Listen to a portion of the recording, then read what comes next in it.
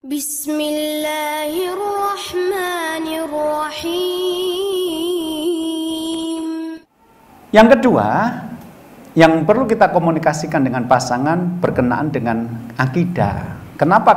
Karena akidah itu nanti akan berhubungan dengan cara kita merespon kejadian. Akidah itu aslinya dari kata al-aqdu, namanya rabtus syai', ikatan. Nah, akidah itu artinya adalah ikatan hati dan perasaan.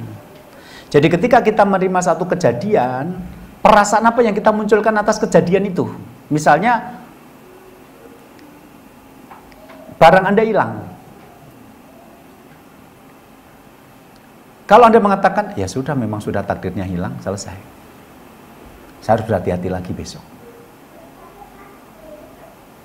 Saya baru saja ngalami ini loh, tadi pagi. Di stasiun ada penitipan sepatu dan sandal di stasiun, di musola. Saya pikir toh ini hanya sepatu dan sholatnya cuma sholat subuh 2 rakaat, nggak perlu saya titipkan lah, jejer-jejer aja di antar sepatu-sepatu yang lain. Nah, ternyata begitu selesai hilang. Ya memang masih baru sih gitu ya, masih baru dipakai 2-3 kali kan masih baru. Tuh kan, kebukti kan, dugaan saya nggak hilang, ternyata hilang gitu. Saya mau pergi, lihat, ternyata ada sepatu yang sangat mirip dengan sepatu saya, modelnya, cuma ukurannya lebih besar. Saya berpikir, oh bukan hilang, cuma orang itu tergesa-gesa karena melihat modelnya sama langsung pakai itu gitu loh. Nah, hanya saya nunggu dulu yang sholat berikutnya, kalau ternyata sepatu ini ada yang pakai, berarti hilang. Tapi kalau ini nggak ada yang ngambil, berarti orang yang ngambil sepatu saya itu mengira itu sepatu dia gitu loh. Ya sudah, akhirnya saya tunggu. Setelah yang sholat yang kedua itu hampir habis, tinggal 3 orang, ternyata nggak ada yang ngambil. Ya sudah, berarti Allah menukar saya dengan sepatu yang lebih longgar gitu loh. Sepatu lebih longgar dan ya sudahlah begitu. Artinya ketika kita mengatakan dalam hati, ya sudah, ini udah terjadi, mau apa? Kita hadapi saja gini. Itu akidah loh. Tapi kan ada orang yang begitu barangnya hilang langsung marah-marah sama istrinya. Udah tak bilang toh, kalau pintu itu ditutup jangan dibuka. Kalau kayak gini hilang gimana toh? Sudah marah-marah, bertengkar, anaknya nangis, kamu lagi, ada orang tua marah ikut nangis, dan tetap hilang toh. Jadi ada orang yang tidak bisa menerima kehilangan, ada yang bisa menerima kehilangan. Orang melamar perempuan cantik ditolak, ya sudah berarti bukan jodoh saya. Tapi ada yang pulang guling-guling nangis menyesali hidupnya kan gitu loh. Apa respon yang kita berikan itu tergantung hati kita diikat oleh apa? Apakah oleh kepercayaan kepada takdir Allah, kepercayaan kepada surga dan neraka atau apa? Nah, akidah ini penting karena nanti kalau sampai akidah ini salah, maka jawaban-jawaban yang kita hadirkan pada saat nanti ada masalah dalam rumah tangga kan berbeda. Contoh seperti ini. Fa innahu qad kana laka fi qaumika man tatazawwaj minha wa kana fi qaumi man atazawwaj minhu walakin idza qadal amran kana maf'ula. Jadi yang saya tampilkan tadi di depan itu adalah terjemahannya. Ini saya coba ambilkan Arabnya untuk menjelaskan persoalan. Istri Syekh Al-Qadhi melanjutkan dengan mengatakan, fa innahu sesungguhnya qad kana laka fi qaumika man tatazawwaj minha wa kana li fi qaumi man atazawwaj minhu. Sesungguhnya ada perempuan di kaum Anda yang bisa Anda pilih jadi istri. Dan Anda laki-laki di kaum saya yang bisa saya pilih jadi suami. Tapi kalau hari ini akhirnya kita menikah jadi suami istri, itu karena Allah yang menakdirkan. Dan kalau Allah sudah menakdirkan, pasti akan terjadi. Di kalimat keduanya istri Al-Qadhi begitu. Sesungguhnya ada perempuan di kaum Anda yang bisa Anda pilih jadi istri. Di suku saya, di kaum saya, Bani Tamim tadi, mungkin juga ada laki-laki yang bisa saya pilih jadi suami. Tapi kalau akhirnya sekarang kok kita jadi suami istri, itu karena Allah menakdirkan. Dan kalau Allah menakdirkan, pasti terjadi. Jadi keyakinannya begini, nanti kalau bapak ibu ada masalah, ya sudah, berarti kita itu menjadi suami istri karena takdir Allah. Nah, karena ini takdir Allah, kalau nanti di dalam pernikahan itu ada masalah, larinya begini. aku salah apa sih sampai rumah tangga kita bermasalah? Kamu salahnya apa sih sampai rumah tangga kita nggak sakinah? Yuk cari bareng-bareng. Jadi saya dan kamu akhirnya menikah itu takdir. Jodoh itu takdir. Ketika orang itu tidak punya akidah bahwa ini adalah takdir, maka nanti ketika terjadi masalah, solusinya aneh-aneh. Begitu suami istri bertengkar, suaminya ngomong begini, makanya betul kata kakek saya dulu, kamu dan saya itu aslinya nggak berjodoh, saya itu kemis pahing, kamu itu selasa legi. Ya, kalau orang Jawa itu kan ada yang hitung-hitungan hari kayak gitu. Makanya nggak ketemu, bertengkar terus.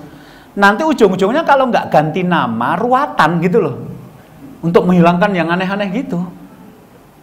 Makanya aku ganti nama saja. Sekarang Triasmoro itu kebanyakan Duyasmoro saja, misalnya gitu ya.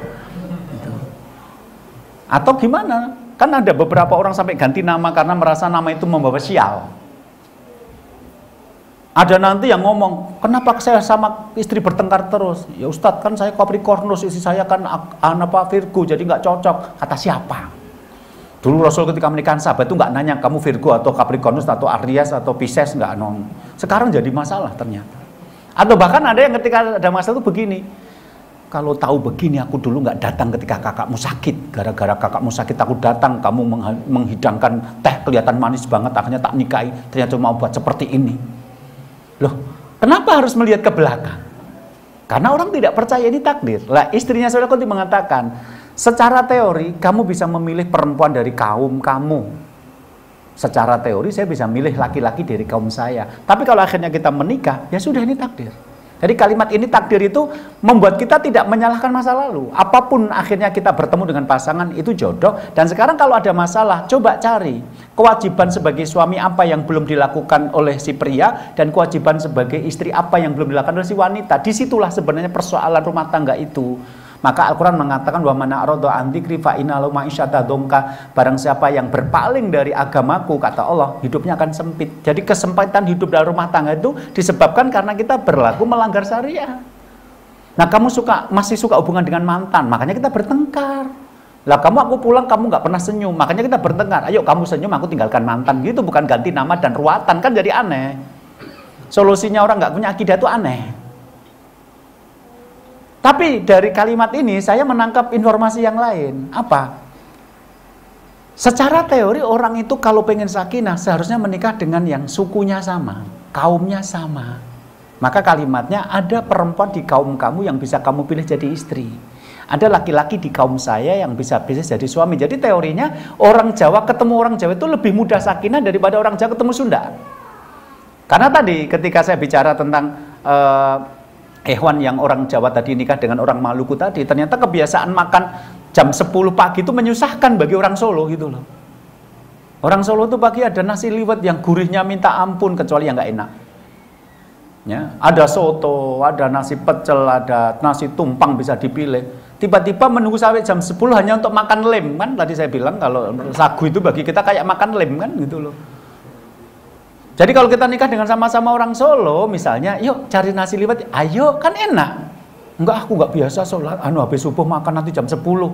Ya kan keseksa nunggu sampai jam 10, yang biasa sarapan sampai nunggu jam 10. Itu baru adat-adat kecil, bagaimana adat-adat besar?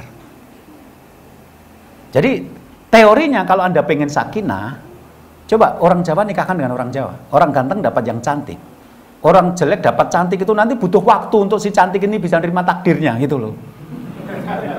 Butuh waktu gitu loh. Tapi secara umum kalau jelek ketemu jelek ya sudah nggak masalah. Miskin dengan miskin nggak ada masalah. Orang kaya ketemu dengan orang miskin itu perlu ada adaptasi loh.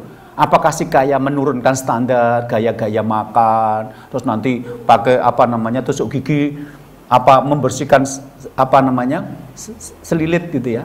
Kalau bahasa Jawanya kan selilit yang nempel-nempel di itu kan kalau orang kaya mungkin ditutupi biar nggak kelihatan. Kalau orang-orang desa itu kan sambil nyeliliti gitu kelihatan mukanya sama orang banyak, itu ada kan orang yang jijik lihat kayak gitu itu. Ya, Anda lihat orang giginya selilit sambil ditutup gini dengan orang yang langsung kelihatan giginya gitu kan beda gitu loh. Nah kalau Anda biasa bergaul dengan orang yang tata keramanya tinggi terus langsung lihat orang selitan gitu kan, nggak banget sih gitu, nggak banget. Suami saya lagi dapat orang banyak lagi, saudara saya sambil bisik-bisik lagi gitu loh. Nggak tahu ada banget sih suamimu itu. Padahal menurut keluarga suami kayak gitu tuh cuma ketawa-ketawa bareng. Bahkan saya pernah ketemu satu warga yang aneh. Ketika laki-lakinya kentut, istrinya bukannya marah, malah kentut juga, gitu, saingan jadi gitu loh. Dadot gitu loh. Dan mereka cuma ketawa-ketawa. Coba salah satu dari anak mereka nikah dengan orang yang itu tabu banget gitu. Kan jadi aneh, butuh waktu untuk beradaptasi tadi. Saya bilang seperti itu. Saya pernah ketemu itu keluarga yang kentutnya dadot-dadot itu ternyata nggak masalah, mereka ketawa-ketawa bareng. Karena saudara saya ikut ketawa bareng, tapi saya aduh nggak banget deh buat keluarga saya gitu loh. Buat keluarga saya enggak. Makan pakai jari itu nyaman-nyaman saja kita di komunitas pengajian. Tapi ada loh orang-orang nggak nyaman harus pakai sendok. Sampai saya kemarin ketemu sama seorang akhwat yang nggak bisa makan pakai jari. Karena seumur-umur dia diajari pakai sendok sama keluarganya. Jadi dibilangin sama dia, makan pakai jari asik. Asik gimana, saya nggak bisa makan gitu loh. Karena dia makannya harus pakai sendok. Makanya kalimatnya adalah, ada perempuan di kaum kamu yang bisa kamu pilih jadi istri. Ada laki-laki di kaum saya yang bisa pilih jadi suami. Tapi kalau akhirnya kita bertemu itu Allah. Jadi kalau sampai terjadi pernikahan beda suku, beda strata sosial, beda faktor-faktor kekufuan, berarti pondasinya harus agamanya kuat. Jadi laki-laki miskin ketemu dengan perempuan kaya bisa, tapi agamanya harus kuat. Bangsawan nikah dengan proletar bisa. Abdurrahman bin Auf itu adiknya. Abdurrahman itu orang kaya raya kan. Dimanapun dia ditempatkan di situ dia langsung jadi pengusaha sukses. Itu adiknya nikahnya dengan Bilal bin Rabah. Tapi ada yang tidak bisa. Zaid bin Harisah itu dulu budak dimerdekakan Rasulullah. Ketika menikah dengan Zainab binti Jahsy nggak bisa karena yang satu bangsawan, yang satu rakyat biasa. Akhirnya mereka nggak bisa, nggak sampai setahun akhirnya berpisah. Jadi kesimpulannya kalau Anda pengen menjodoh-jodohkan orang, kalau memungkinkan, ya yang sama sukunya, yang sama kualitasnya, kekufuannya, yang cantik dapat yang ganteng, yang tinggi dapat yang langsing, yang apa kaya dapat orang kaya, karena kemungkinan terjadi konflik lebih kecil. Tetapi kalau pada akhirnya harus terjadi perbedaan dengan jarak, pernikahan dengan jarak perbedaan yang tinggi, maka itu agamanya harus kuat. Makanya kalimatnya ditutup dengan walakin idza qadal amrun kana maf'ula. Jika Allah sudah menghendaki sesuatu terjadi, maka terjadilah itu. Ya nggak perlu disesali kalau saya nikah dengan kamu yang beda suku, akhirnya begitu. Tapi kan selalunya diingatkan kepada akidah, ini terjadi karena Allah. Kalau boleh memilih, saya memilih laki-laki dari suku saya. Mungkin kamu akan memilih perempuan dari suku kamu. Tapi kalau akhirnya kita menikah, ya sudah, ini takdir Allah. Jadi ternyata dalam masalah akidah, dalam masalah pernikahan, masalah akidah juga harus difahamkan. Kalau tidak suka nyalah-nyalahkan yang lain gitu. Kenapa dulu aku mau ketika ditawari menikah dengan kamu? Jangan. Kamu kecewa ya menikah dengan aku? Iya. Kamu tahu nggak aku? Kenapa? Lebih kecewa lagi, tahu nggak? Jangan merasa jadi korban di pernikahan ini. Jangan play victim gitu loh. Saya juga lebih menderita dalam pernikahan ini. Orang seringkali tidak menyangka bahwa dia kecewa dengan pasangannya lebih kecewa dengan dia. Itu kadang-kadang nggak pikir gitu. شكرا هديت قلبي شكرا